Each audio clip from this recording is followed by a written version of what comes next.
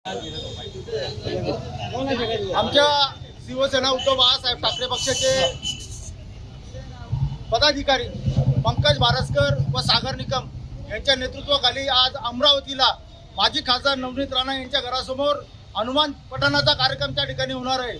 प्रामुख्याने हा कार्यक्रम याच्यासाठी घेतला जातोय की उद्धव साहेब ठाकरे ज्यावेळेला मुख्यमंत्री होते त्याच वेळेला या नवनीत राणाने हनुमान चालीसावरनं प्रचंड राजकारण त्या ठिकाणी केलेलं होतं आणि आज ज्या वेळेला श्रीराम मंदिरामध्ये चंदा चोरी झालेली आहे, श्रीराम मंदिराचा चढावा त्या ठिकाणी चोरला गेलेला आहे, अशा वेळेला नवनीत राणासारखी खासदार या ठिकाणी भारतीय जनता पक्षाविरोधामध्ये बोलायला तयार नाही आहे।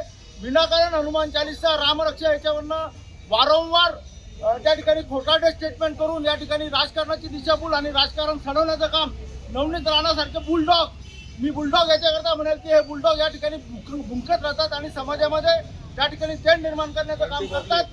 आज या दोघंही पदाधिकाऱ्यांनी एक अतिशय चांगला निर्णय घेतलेला आहे। नवनीत राणांना देखील या प्रकरणामध्ये जाब विचारला गेला पाहिजे, म्हणून आज त्यांच्या नेतृत्वाखाली आमचे संपूर्ण आझादनगर शिवसेनेचे पदाधिकारी अमरावतीला आता थोड्याच वेळा त्या ठिकाणी निघत आहेत।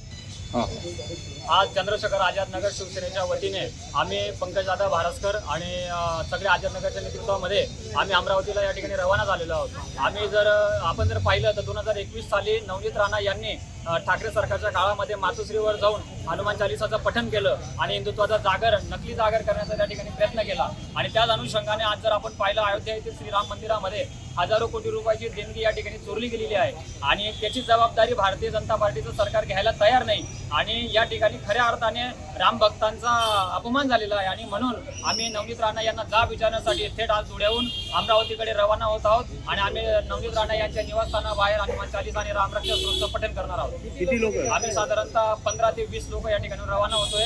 आमच्यासाठी आम्ही पुढे जळगाव, पारोळा, जळगाव, अकोला, शेगाव आणि अमरावती ग्रामीण, बडनेरा या सगळ्याच लोकांचे आम्हाला या ठिकाणी आम्हाला सामील होणार आहे।